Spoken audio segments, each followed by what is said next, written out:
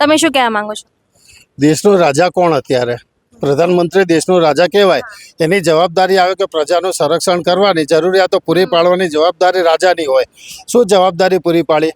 યુદ્ધ શરૂ થાય ને 9મા દિવસે એ લોકોએ બાટલાના 60 રૂપિયા બાટલે વધારી દીધા. તો તમે પૂરતો સ્ટોક છે એમ કહે છે, તો ભાવ વધારો કેમ કરવો પડે? તો એનો મતલબ એ થયો કે તમે ગરીબ પ્રજાને લૂંટવા માંગો છો. તેમ છતાં 30 વર્ષથી બધા ભાજપને જ વોટ આપે છે. ભાજપને વોટ આપતા હતા, પણ વોટથી કંઈ ભાજપ સરકાર બની છે એવું નથી. અંદર ઘણા બી ખેલો ખેલાઈ ગયા છે. ઈવીએમ મશીનથી અને બોગસ વોટિંગથી ભાજપ સરકાર બની છે. કોઈ બી જનતા એમ નથી કહેતી કે અમે ભાજપને વોટ આપ્યો છે. ગરબડીથી ભાજપ સરકાર બની છે. મોદી સાહેબ કહે છે ગરીબોની સરકાર છે.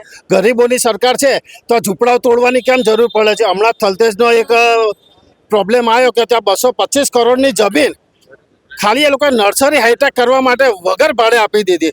તો તમે સરકારી જમીન વગર ભાડે આપો છો અને સરકારી જમીન ઉપર જેના ઘરો છે ગરીબોને ઘરો તોડવાના? આ કોનો કાયદો? ક્યાં ગરીબી સરકાર ક્યાં રહી? આ